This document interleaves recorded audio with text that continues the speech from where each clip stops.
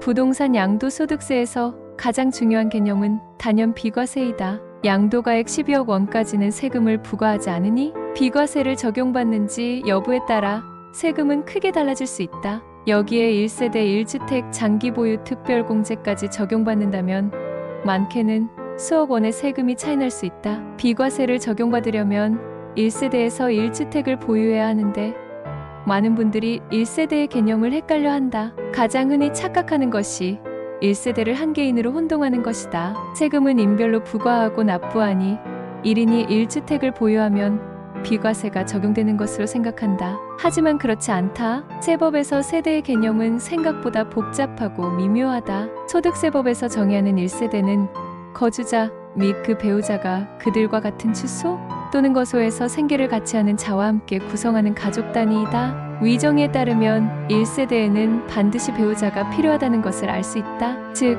법정 혼인신고를 한 배우자가 있어야 1세대를 구성할 수 있다. 그렇다면 혼인신고를 하지 않은 부부가 사실혼 상태는 어찌 되는 것인지?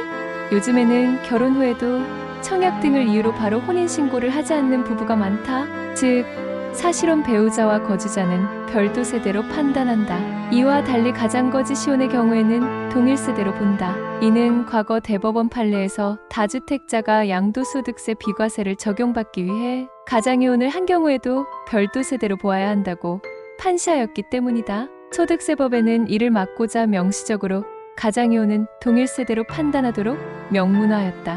이미 오래전에 혼인관계가 사실상 파탄났지만 법률혼을 유지하고 있는 경우에는 어떨까?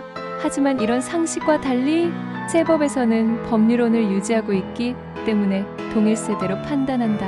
예를 들어 오랜 기간 별거하여 연락도 안 되는 배우자가 1주택을 보유하고 있다면 본인이 보유한 1주택을 양도할 때 1세대 2주택자가 되어 비과세를 적용받을 수 없다. 배우자가 없어도 법에서 정하고 있는 일정한 사유에 해당하면 1세대로 본다. 먼저 거주자의 나이가 30세 이상인 경우 배우자가 없어도 독립세대를 인정받을 수 있다. 그리고 이미 법률혼을 했지만 배우자가 과거에 사망했거나 현재 이혼했다면 1세대로 인정받을 수 있다. 마지막으로 일정한 소득이 발생하면서 소유하고 있는 주택, 토지를 유지 관리할 수 있고 독립된 생계를 유지한다면 1세대로 판단한다. 그렇다고 30세 이상이 되면 자동으로 독립세대가 되는 것은 아니다. 만약 30세 이상이지만 아직 취업하지 못해 뚜렷한 소득이 없고 부모의 집에서 부모와 생계를 함께 한다면 직계존속의 세대에 속하게 된다. 즉, 경제적으로 부모와 독립하여 별도의 생활자금으로 생활해야 별도 세대로 볼 수 있다.